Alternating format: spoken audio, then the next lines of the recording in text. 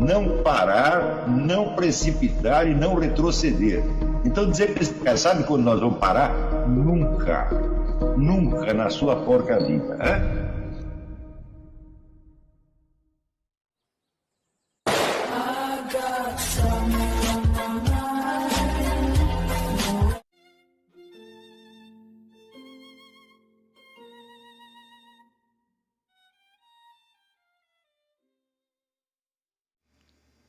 E aí pessoal, tranquilo? Então vem aqui antes do vídeo começar, pedir para vocês se inscreverem, quem não for inscrito, compartilhar, curtir, comentar. Quem puder seja membro do canal, que isso ajuda bastante. Tem também o link do Apoia-se. Quem puder ajudar nosso canal e apoiar financeiramente vai ser muito bem-vindo. Mas o mais importante é transmitir o conteúdo e os conhecimentos do professor Olavo de Carvalho para mais e mais brasileiros. Então compartilhe e ajude aí nossa causa. Muito obrigado a todos os membros, apoiadores do canal. Fico muito feliz. Tenho certeza que a gente está no caminho certo. Então fiquem com o vídeo e até mais. Valeu! Podemos dizer que no Brasil praticamente toda a educação se transformou em educação social e adestramento. Quando você vê, por exemplo, essas coisas que aconteceram esta semana, semana passada na USP, né? Aqueles movimentos reivindicatórios, aquela coisa toda, né?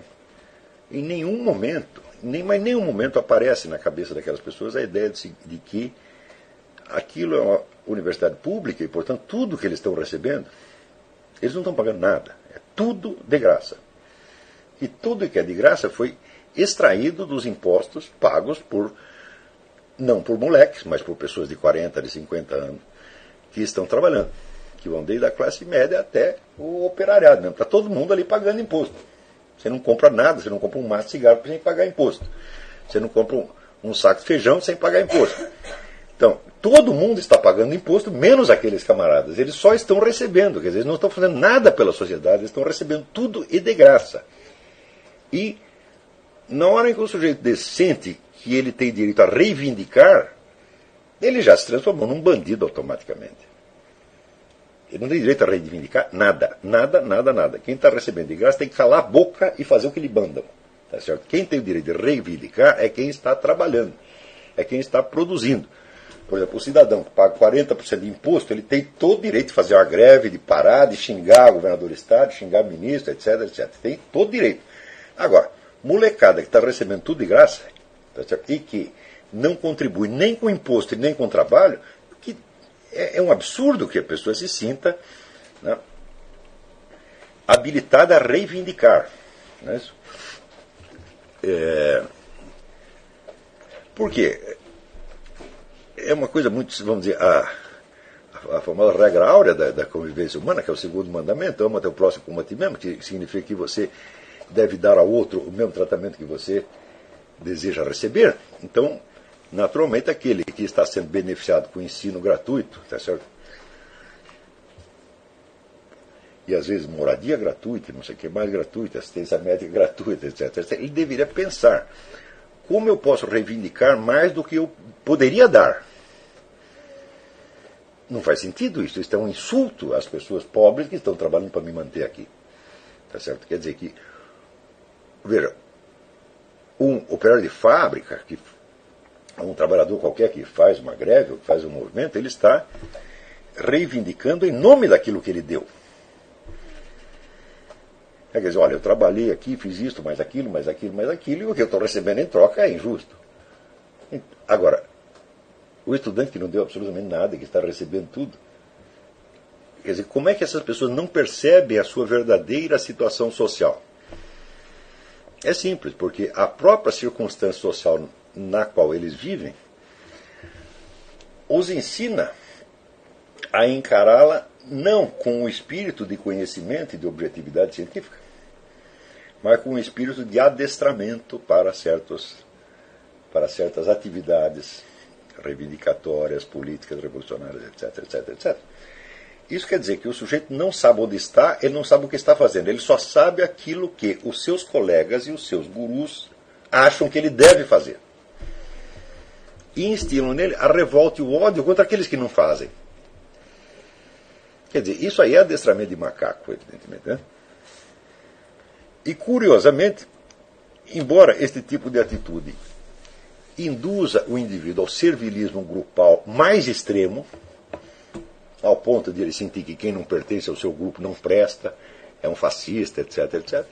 Acabo de ver o documentário da USP, o pessoal chamando os outros de fascistas só porque os outros não queriam entrar na greve também, entrar no movimento também, e até batendo nos caras, né? As pessoas foram adestradas para não saber onde estão, não saber qual é a sua verdadeira posição social, mas saber apenas o que eles têm de fazer para ser aceito no grupo.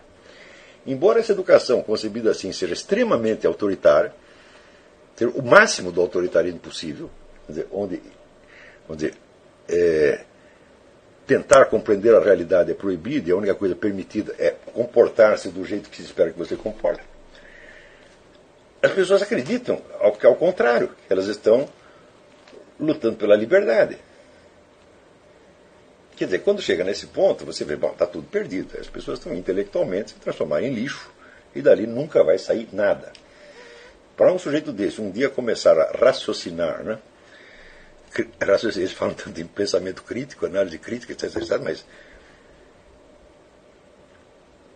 aonde que eles exercem essa crítica? Eles exercem essa crítica sobre coisa que eles nunca viram. E jamais raciocinam criticamente sobre a sua própria situação. Então, por exemplo, vamos supor, quando um sujeito num movimento desse, ele grita para o outro, fascista, eu digo, você imagina, o sujeito na USP, um aluno da USP, né, fazendo um movimento para que o Estado lhe dê ainda mais do que já está dando, em troca de nada, tá certo?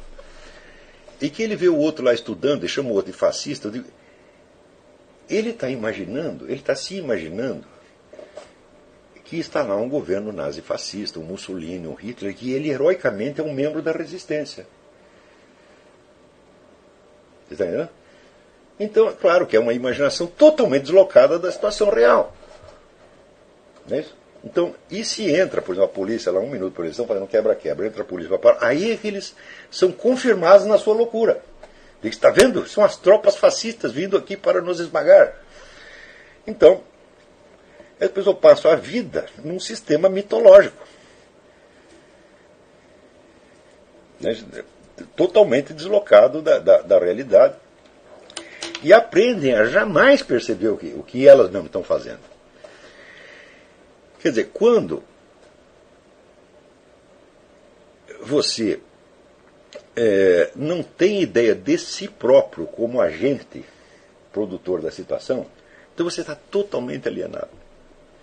Porque às vezes nós não entendemos o que é a sociedade, como é que a sociedade funciona, o que está acontecendo, mas pelo menos nós temos que saber o que nós estamos fazendo e quais são as consequências das nossas ações e qual é o peso delas dentro do contexto.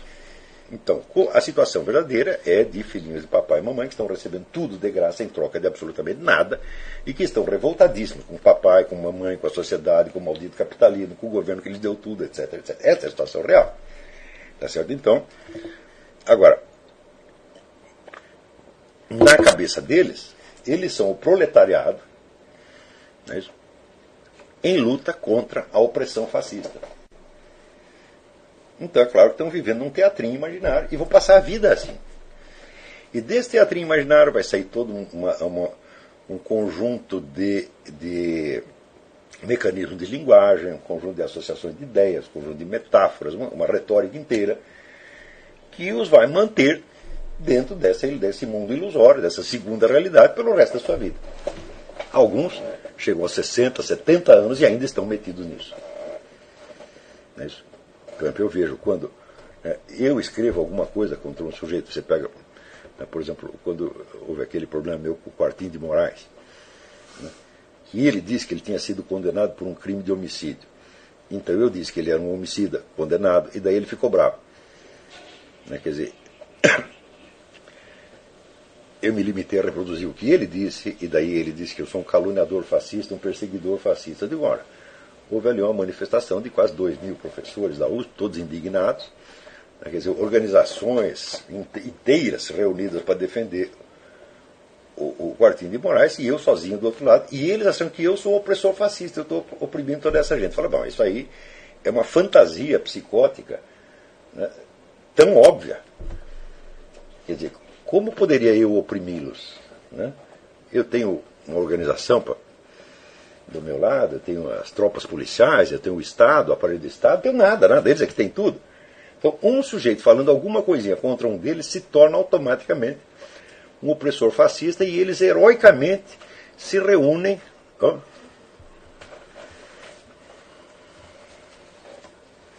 O que está acontecendo hoje? Hein? Nunca deu isso? Não sei se vale a pena. Continua, vamos ver se acontece de novo. Se aconteceu uma terceira vez, a gente reinicia tudo.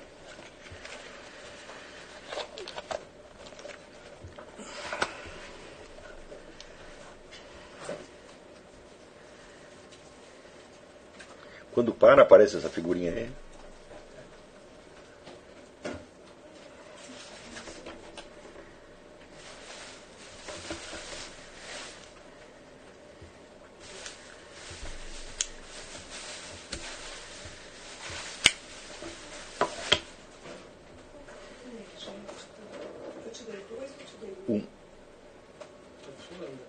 Tá? Então podemos continuar. Então, eu não sei exatamente, houve um problema aí técnico, não sei onde parou, mas vamos continuar. Então, quando você vê as pessoas interpretando a sua própria situação existencial, né, de uma maneira tão deslocada da sua própria realidade, nós temos que nos perguntar onde começou isso. Isso começa exatamente na educação.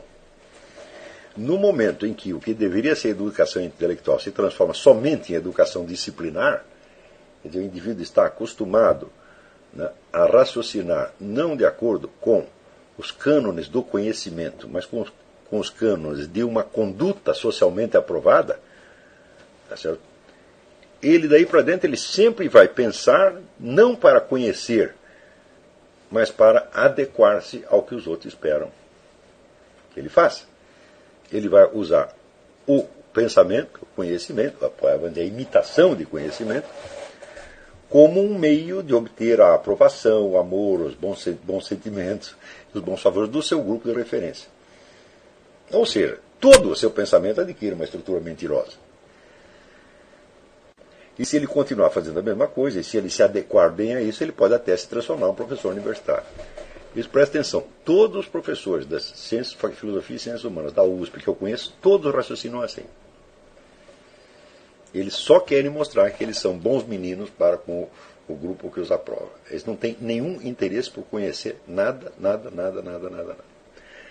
O famoso teste que o Meira Pena fez entre os seus alunos da Universidade de Brasília era um curso de ciência política. Ele perguntou aos meninos a que classe social eles pertenciam. Nenhum sabia. Eles eram todos filhos de funcionários públicos. Portanto, pertencem à burocracia estatal. Nenhum sabia disso. Proletariado, classe média, clero, qualquer coisa, tá entendendo? Menos a realidade. E você pode ter certeza que estas pessoas, vamos dizer, esses manifestantes da USP, não têm consciência da classe social que pertencem. Quer dizer, eles não sabem qual é o lugar que ocupam na sociedade, não sabem qual é o significado das suas próprias ações dentro do contexto social e estão sendo educados para não saber, estão sendo educados para viver dentro de um teatrinho no qual eles são outras pessoas, em outro lugar, fazendo outra coisa completamente diferente. Quer dizer, eles não são, vamos dizer, alunos de uma universidade pública, recebendo tudo de graça em troca de trabalho nenhum. Tá certo? Eles são membros da resistência em luta contra, né, o nazifascismo.